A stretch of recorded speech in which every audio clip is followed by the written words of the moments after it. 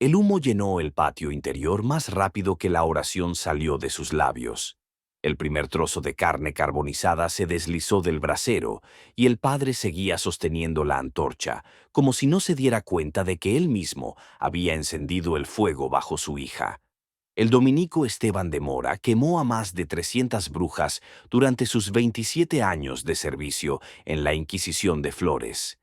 Las crónicas destacaban su sangre fría, su mirada distante, casi sagrada, cuando leía la acusación, y su extraordinaria puntería cuando, sin pestañear, acercaba personalmente la antorcha a la leña, sin permitir que el fuego se encendiera lentamente. Las llamas debían rugir como un monstruo y arrebatar el alma en un instante. Pero en la primavera de 1354, todo salió de otra manera. Trajeron a la joven por la noche. Estaba callada, desnuda hasta la cintura, envuelta en un saco de arpillera, bajo el cual se veía una fina cadena con un amuleto en forma de ojo. El escribano mayor, Tarsilio, lo anotó inmediatamente en su informe. No solo la objeto diabólico, sino también la sangre testifican contra ella. El propio padre inquisidor la reconoció como su hija. Se decía que había nacido de una sirvienta anónima que murió de fiebre al segundo día de dar a luz. Desde entonces, Esteban mantuvo a la niña en la casa del convento, al cuidado de una novicia ciega, y nunca la llamó hija ni sobrina, sino simplemente la que le dio el bastardo. Pero todos sabían con qué frecuencia la miraba durante las vísperas, cómo se quedaba en silencio cuando oía su voz a lo lejos. Las acusaciones no tardaron en llegar.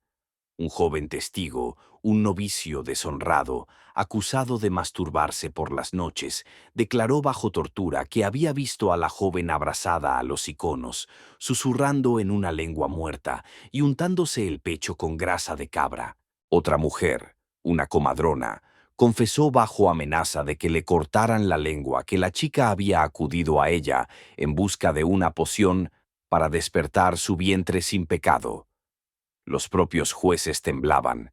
Uno de ellos, Bartolomeo Alfaro, anotó en sus notas personales: «Mi corazón tiembla. ¿Quién juzgará a la hija del verdugo si no es el propio verdugo? Porque solo él conoce la medida de su pecado y solo él es el instrumento del castigo». Esteban aceptó, sin discusiones, sin preguntas. Solo ordenó que cavaran un foso más ancho de lo habitual y, en presencia de testigos, eligió él mismo la resina con la que debían untar las vigas. Ordenó que no se recogiera el ceniza. 3 días antes de la ejecución, comenzó a sentir fuertes dolores en el pecho. Su corazón latía con interrupciones y su respiración se volvió entrecortada. No se quejó, siguió rezando, pero por la noche su hermano guardián entró en sus aposentos y oyó al inquisidor, ya acostado, susurrar: «Si mi pecado está en ella, que arda y yo lo vea». El día de la ejecución se reunió todo el consejo espiritual. La gente se subió a los tejados y los niños treparon por las puertas. Sacaron a la joven descalza, con el pelo cubierto de sal y ceniza. No lloraba. Dicen que sus últimas palabras fueron: «No eres tú quien juzga, Padre, y no eres tú quien perdona». Esteban acercó la antorcha él mismo. Al principio temblaba un poco, pero luego introdujo con seguridad la llama bajo la base de la pila. Cuando el fuego envolvió el rostro de la joven, él miró sin pestañear. A los pocos minutos se tambaleó. Al principio pensaron que era por el calor. Luego se derrumbó. Su rostro estaba cubierto de sudor y sus ojos estaban nublados. El hermano médico escribió más tarde en su informe: «Ya fuera por el humo o por voluntad de Dios, ambas pupilas se cubrieron de una capa blanquecina. Las lágrimas fluían, pero las pupilas no se movían». Esa misma noche, Esteban se encerró en su celda y se negó a comer. No volvió a decir una palabra, solo gemía por las noches. 2 días después comenzó a inflamarse la mucosa y le aparecieron úlceras en la lengua y la garganta. El médico ordenó quemar su ropa después de cada cambio. Según uno de los hermanos, en la última sábana, cambiada antes de su muerte, encontraron una marca de uña, como si hubiera intentado arañarse la garganta. Cuando murió, su rostro estaba desfigurado y las cuencas de los ojos vacías. Alguien dijo que se las había quemado él mismo con carbón, pero lo negaron. Sin embargo, ningún monje accedió a rezar sobre su cuerpo. Solo 3 jóvenes novicios traídos de lejos aceptaron sacar la camilla. La crónica titulada Apuntes del verdugo nocturno, encontrada mucho más tarde, termina con las siguientes palabras: el fuego la purificó y a mí me dejó ardiendo en la oscuridad, porque mi pecado no está en mi hija, sino en que quise ser el Señor. Los sirvientes hablaban en susurros, como si el aire mismo del monasterio hubiera empezado a oír. Incluso la leña de la cocina dejó de crepitar, como si supiera que ninguna llama volvería a ser solo calor. Al 5.º día después de la ejecución, Esteban de Mora yacía inmóvil. No distinguía el día de la noche, y cuando lo levantaban para darle a beber una mezcla de vinagre y hisopo, escupía una mucosidad negra. Los que lo rodeaban sentían que se estaba pudriendo lentamente, en vida. Tenía la cara hinchada, los ojos completamente cubiertos de una capa grisácea y los párpados cerrados. El monje cirujano, el joven hermano Isidoro, intentó desesperadamente aplicar cataplasmas de una mezcla de aliso, ceniza y aceite de oliva, pero esto solo sirvió para que la piel de las sienes se desprendiera, dejando al descubierto manchas amarillas de pus. Cada noche, la celda se llenaba del olor a carne podrida. Al principio, los hermanos pensaron que eran ratas que se habían metido en las paredes, pero una vez, el hermano guardián, que había decidido sustituir a Isidoro, salió corriendo al amanecer y gritó: «Está humeando, su carne chisporrotea como si se estuviera quemando». Esteban no gritaba, solo gemía de vez en cuando, como si cantara la misma palabra: suciedad. Una vez, en un ataque de fiebre, se levantó de un salto y se golpeó la frente contra la pared de piedra, dejando una marca en forma de mancha oscura y pelos pegados a la superficie. Ese día llegaron 3 personas de Roma. Su llegada fue repentina, sin previo aviso. 2 vestidos con capas blancas y uno con una túnica carmesí. Según los rumores, eran representantes de un colegio secreto de penitencia, creado en la corte papal tras los casos de locura de los inquisidores. No se identificaron. Solo ordenaron que se expulsara a todos del pasillo y cerraron la puerta tras de sí. Nadie sabe lo que ocurrió dentro, pero media hora después la puerta se abrió y los 3 salieron pálidos. Uno de ellos dijo, según el testimonio del escribano Tarsilia: «El juicio no se celebró aquí. Él solo fue la mano. Pero ahora la mano está ciega y se pudre desde el hombro». No le quitaron la confesión, ni le pidieron que firmara. Solo dejaron una bolsa sellada con un líquido oscuro y ordenaron: «Frota hasta el final, aunque se te desprenda la carne». Frotaron el líquido. Quemaba, la piel se desprendía en capas. Esteban comenzó a delirar. Llamaba a su hija, le pedía perdón y luego la maldecía. Decía que ella había entrado en él aquella noche en que ardía, que sus cenizas le habían cegado la mente, que la sentía sentada en su estómago y arañándole por dentro. Los sirvientes se negaban a acercarse. Uno de ellos, el hermano de Hermann, se fue al bosque y lo encontraron ahorcado 2 días después. En su nota decía: «Él mira a través de las paredes. Sus ojos están muertos, pero ven. Él sabe quiénes somos». Finalmente, un viejo sacerdote de Murcia accedió a quedarse con él durante la noche. A la mañana siguiente lo encontraron en la puerta, con las uñas arrancadas. No decía nada, solo se arrancaba el pelo y arañaba la tierra con los dedos. Más tarde fue declarado incapacitado. En las notas de la Guardia Palaciega, volumen correspondiente al año 1354, se dice: Esteban fue sacado de su celda por última vez 48 días después de su ejecución.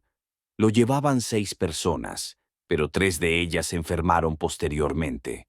Bajo los pies de los portadores quedaban manchas, como gotas de resina podrida. No le lavaron el cuerpo. No lo pusieron en un ataúd. Lo envolvieron en un sudario impregnado de brea y lo enterraron en las afueras del cementerio del monasterio, junto a un viejo pozo, donde se entierra a los suicidas. Los rumores se extendieron casi de inmediato. Se decía que por la noche se oía cantar desde allí, que nada crecía en esa tierra. 6 meses después, el monasterio fue despojado de su protección y parte de los hermanos fueron disueltos. Los lugareños evitaban acercarse al convento. Uno de los últimos diarios del escribano Tarsilia termina con la frase: si quemó la carne, no fue para purificarse. La quemó para que no quedara ningún cuerpo que pudiera tentar. Pero el cuerpo no desapareció. Pasó a él. Y ahora todo lo que había en ella vive en él, como pus que no encuentra salida. La habitación en la que mantenían a Esteban pronto fue cerrada con tablas y la entrada fue reforzada con hierro. Ninguno de los hermanos se atrevía siquiera a tocar el pomo de la puerta. Desde dentro se oían crujidos, como si alguien se arrastrara por el suelo y arañara la piedra. Cuando uno de los nuevos novicios intentó acercarse y poner la oreja, quedó sordo. Los testigos afirmaron que por el agujero por donde le daban la comida, le llegó un aliento tan fétido que parecía que detrás de la puerta había un cadáver en descomposición sentado sobre brasas. El supervisor del monasterio ordenó tapar la abertura con cera y emparedar las ventanas. En ese lugar, los guardias dibujaban una cruz con carbón cada noche, y por las mañanas la encontraban borrada, como si alguien la hubiera frotado con los dedos desde dentro. Los cadáveres de los pájaros que caían de las cornisas se amontonaban junto a la puerta. Parecía que la propia naturaleza había dado la espalda a esa celda. Nadie volvió a preguntar por Esteban. En el refectorio, cuando se mencionaba su nombre, las cucharas se callaban. Pero a la 6ª semana, el monasterio recibió una carta secreta. Solo contenía una frase, escrita con letra tosca y sangrienta: la quemé con fuego, pero no la purifiqué. Ella resucitó en él. La carta fue entregada por un mensajero que desapareció esa misma noche. Más tarde, al amanecer, lo encontraron a orillas del río, con el rostro manchado de hollín y ceniza y un mechón de pelo humano en la boca. No sobrevivió. Esa misma mañana se volvió a plantear la cuestión del nuevo entierro de Esteban. Un grupo de enviados espirituales del arzobispado de Toulouse llegó con sellos en cintas de seda y exigiendo que se llevara a cabo un ritual de exorcismo, un procedimiento poco común que se utilizaba en casos de impureza post-mortem. Obligaron a los monjes a abrir la celda. El olor que salió del interior derribó a 2 personas. Las paredes estaban cubiertas de mucosidad. En el centro de la habitación no había ningún cuerpo, solo huellas, como si alguien hubiera pisado con los pies descalzos la sangre y el moho. No encontraron a Esteban. En su lugar, encontraron en el suelo un crucifijo cuyos clavos habían sido arrancados y clavados en la piedra. En él estaba escrito: la calenté con fuego, pero ella entró en mí como humo. Después de esto comenzaron las muertes en el monasterio. El primero en morir fue el hermano Juan, en cuestión de horas. Su piel se cubrió de ampollas, como si se hubiera quemado, pero no había tocado el fuego. Luego fue el hermano Sabelius. Saltó desde el campanario, afirmando antes de morir que de los ojos de Esteban salían moscas que lo llamaban por su nombre. Comenzaron las fugas secretas. Los sirvientes abandonaban el monasterio por la noche sin llevarse nada. El sacerdote Alfonso, uno de los últimos que aún se atrevía a rezar en la capilla, fue encontrado tendido en la pila de agua bendita, con los párpados cortados. El agua de la pila se volvió negra y no se podía bendecir. Los registros de archivo sobre este período son escasos.